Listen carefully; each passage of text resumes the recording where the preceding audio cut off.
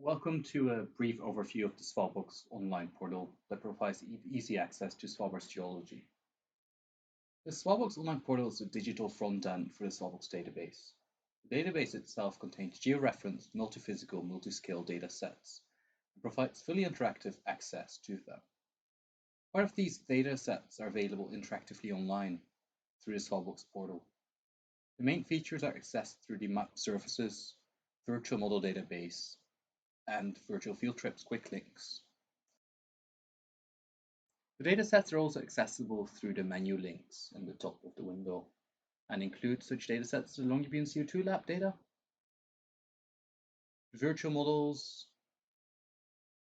other projects, e-learning activities, and the About and News pages.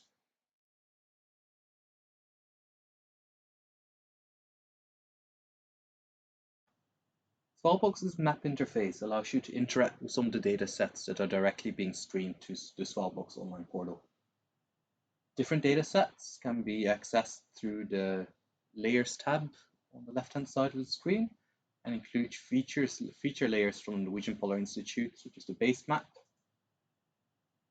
and satellite data, geology, as well as different feature layers that are accessible directly from the Svalbox data servers. These include drone footage, exploration well data, sedimentary log data, seismic data, and virtual outcrop models.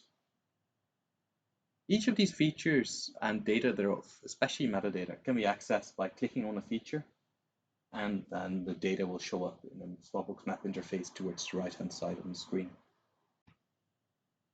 Here we are taking a closer look at the Longyearbyen area, and especially several of the data sets that we have available for Ottfjorden and Ottfjorden.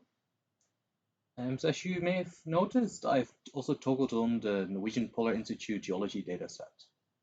And on any of these layers, you can click, and then information about either the geological unit or the dataset will pop up in the rightmost corner of the screen. One of the other features that we have in the area are actually some seismic data sets, and information and metadata that is shared is the company has acquired the data set as well as the survey number.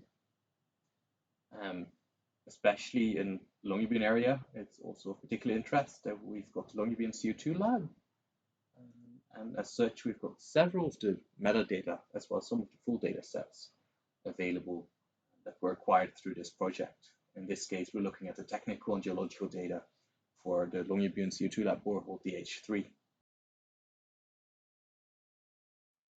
Just north of Longyearbyen, we find an example of a virtual outcrop model or a digital outcrop model. And by clicking on the polygon, you once again open and access the data in the inset view. And in this case, it actually opens up an interactive 3D model of the outcrop. We can translate and transform the model, and we can even zoom into key details and try to highlight key areas of interest. This works both in the inset as well as in a full screen mode, which can be accessed by going to the full screen window from within the inset. Once again, this is available for most of the models that we have digitized around Svalbard, and that's currently more than 50 and counting.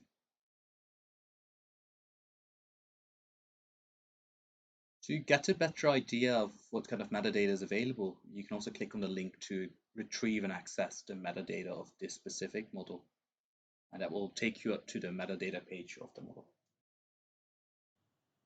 So this is one of those metadata pages I was just talking about. And we actually have the same model in the middle of the screen, which you can once again access and have a look at. But we also have a full metadata overview of the person who acquired it, the acquisition method, how many images were used, what kind of calibration method was used to give this model real-world coordinates, and things like resolution and the operator who it was acquired for. So all these models are more or less available and can be integrated in different workflows such as automated fracture counting, fault mapping, and other workflows like that.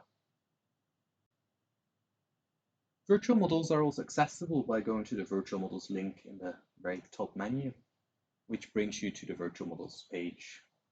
Here we have a full overview of all the models that have been acquired as part of the Svalbox interface. And by clicking on any one of them, you will be brought to one of these metadata pages that was just shown for the Hammerskogalba outcrop model.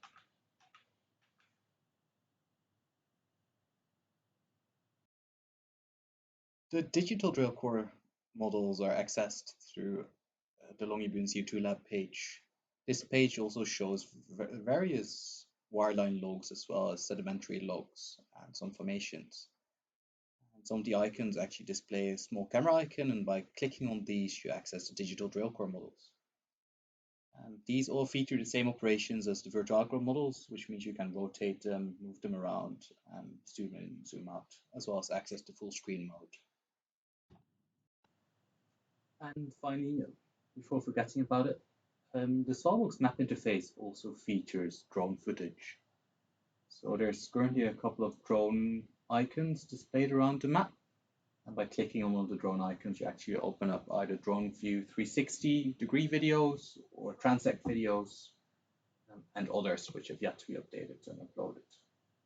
Once again, these feature the same inset view as well as a full screen option.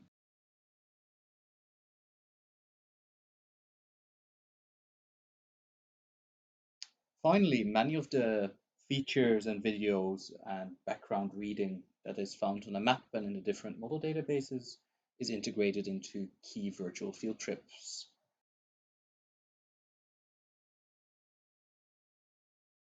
The virtual field trip shown here actually documents the early Cretaceous dolerites in Spitsbergen and uses those videos and available media to integrate them all into a digestible virtual field trip.